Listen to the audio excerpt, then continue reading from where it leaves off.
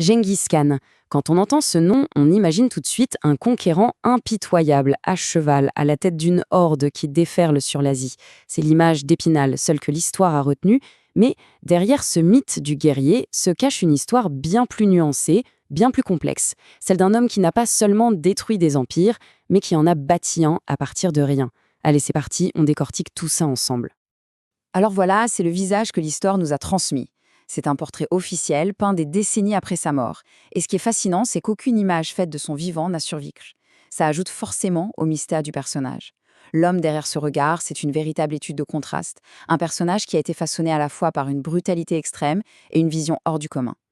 Son héritage, c'est un vrai paradoxe. D'un côté, il est vu comme un tyran sanguinaire dont les conquêtes auraient causé la mort de millions de personnes. Et de l'autre, eh bien, il est perçu comme un innovateur de génie, un législateur qui a réussi à unir des tribus nomades rivales pour en faire une nation puissante et organisée. Alors, la vraie question, c'est ça. Comment est-ce qu'on peut concilier ces deux facettes, le destructeur et le bâtisseur? Pour essayer de comprendre, il faut revenir en arrière, bien avant le mythe, il faut s'intéresser à l'homme. Oubliez Gengis Khan pour un instant. L'histoire commence bien avant ce titre. Elle commence avec un jeune garçon du nom de Temujin, né au cœur de l'impitoyable steppe mongole. Franchement, sa jeunesse, c'est un catalogue de catastrophes. À seulement 8 ans, son père, un chef de clan, est empoisonné. Du jour au lendemain, son propre clan les abandonne. Lui et sa famille, les laissant dans une misère totale. Il va connaître la défaite, l'esclavage, l'exil. Mais chaque épreuve, au lieu de l'abattre, semble le renforcer. Et finalement, en 1206, il réalise l'impensable. Il unifie toutes les tribus mongoles qui se faisaient la guerre depuis des siècles sous sa seule autorité. Imaginez-vous grandir ici, près de la rivière Onon. C'est un environnement rude, où la survie est un combat de tous les jours. C'est cette terre qui va le façonner, lui apprendre très tôt que la loyauté est une denrée rare et que seule la force compte vraiment. Et quand on dit dur, le mot est faible. On a une source incroyable, l'histoire secrète des Mongols, qui nous raconte des épisodes assez révélateurs. Par exemple, il aurait tué son propre demi-frère pour une simple dispute de chasse. C'était un acte tabou, mais qui montrait déjà sa détermination à s'imposer. La trahison, la pauvreté, la violence, tout ça a forgé son caractère et sa façon de diriger.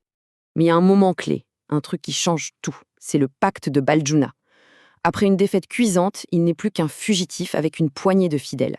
Et là, il leur fait une promesse solennelle. Ces hommes, ils viennent de 9 tribus différentes, ils sont de toutes les religions, et leur jurent une loyauté éternelle promettant de partager les bons comme les mauvais moments. Ce pacte est fondamental, car il montre sa capacité unique à inspirer une loyauté qui va bien au-delà des liens du sang ou de la religion. Ok, donc en 1206, il y arrive. Lors d'une grande assemblée, un Kurultai, Temujin est proclamé Gengis Khan, le souverain universel. Mais attention, il ne s'est pas juste offert un nouveau titre, non, il a entrepris de transformer de fond en comble la société mongole. Ce qu'il fait, c'est une véritable révolution pour l'époque.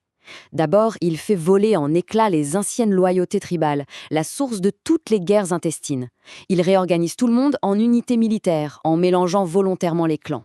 Le but, que la seule loyauté qui compte soit celle envers lui et le nouvel État.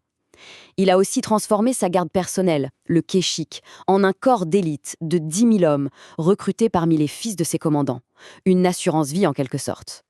Et au cœur de cette révolution, il y a une idée complètement folle pour son temps. La méritocratie. En gros, peu importe que tu sois né noble ou fils de berger. Si tu es bon, si tu es loyal, tu peux monter les échelons. C'est une idée qui a complètement bouleversé l'aristocratie des steppes. Et ce n'était pas que des belles paroles, regardez ça.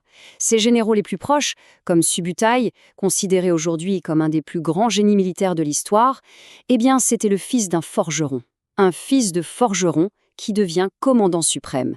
C'est cette promotion au mérite qui a rendu son armée si incroyablement efficace.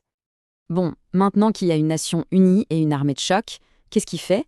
Il tourne son regard vers l'extérieur. Et là, c'est le début d'une ère d'expansion comme on n'en avait jamais vu. Pour bien mesurer l'exploit, il faut se rappeler d'où on part. Voilà la Mongolie avant lui, un chaos total, une mosaïque de tribus rivales qui passaient leur temps à s'entretuer. C'est ce puzzle sanglant qu'il a réussi à assembler en une force unie et redoutable. Et voilà le résultat. En à peine 20 ans, il a créé le plus grand empire terrestre d'un seul tenant de toute l'histoire, de la Chine à l'Europe de l'Est. L'échelle de cette conquête est tout simplement hallucinante. Mais évidemment, cette expansion a eu un coût humain absolument terrifiant. L'exemple le plus connu, c'est l'invasion de l'Empire khwarezmien. Les villes qui osaient résister étaient rayées de la carte, purement et simplement. Alors oui, les chiffres des chroniqueurs de l'époque sont sans doute exagérés, mais ils parlent de millions de morts rien que pour 3 grandes villes. Ça donne une idée de l'échelle du massacre. La machine de guerre mongole était d'une efficacité brutale. Ils étaient des maîtres de la guerre psychologique, de la mobilité, de la coordination, un niveau jamais atteint auparavant. Cette image d'une bataille contre la dynastie Jin en Chine capture bien cette fureur organisée. Et c'est là qu'on retrouve notre fameux paradoxe. D'un côté, une destruction massive. De l'autre, en unifiant ces immenses territoires, il a créé ce qu'on a appelé la Pax Mongolica, la paix mongole. Pour la première fois, toute la route de la soie était sous le contrôle d'un seul pouvoir. Ça a permis des échanges commerciaux et culturels d'une ampleur inédite entre l'Orient et l'Occident. Alors, des siècles plus tard, que reste-t-il de Gengis Khan? Comment est-ce qu'on s'en souvient aujourd'hui? Eh bien, la réponse dépend vraiment de l'endroit où on se trouve. Le grand écart est total. D'un côté, en Mongolie, il est le héros national, le père de la nation. De l'autre, dans beaucoup de pays, que ce soit en Russie ou dans le monde arabe, son nom est synonyme de barbarie et de destruction. En Mongolie, aujourd'hui, impossible de l'ignorer. Son visage est littéralement partout. Sur les billets de banque, les timbres, la plus haute distinction du pays porte même son nom. Il est celui qui a donné une identité et une fierté à la nation mongole. À l'inverse, si on change de perspective, par exemple, dans une grande partie du monde musulman, l'histoire est radicalement différente. Il est perçu comme le grand destructeur. Le sac de Bagdad, en 1258, mené par son petit-fils, est vu comme la fin de l'âge d'or de la civilisation islamique. Et pour beaucoup, c'est Gengis Khan qui a initié ce désastre. Au final, on en revient toujours à la même question. Comment juger un tel personnage, unificateur et destructeur, bâtisseur de nations et conquérant impitoyable? Son histoire nous force à nous interroger sur la nature du pouvoir, de l'ambition, de l'héritage. Il n'y a pas de réponse simple, bien sûr. La seule certitude, c'est qu'un seul homme peut remodeler le monde de manière irréversible, pour le meilleur et pour le pire.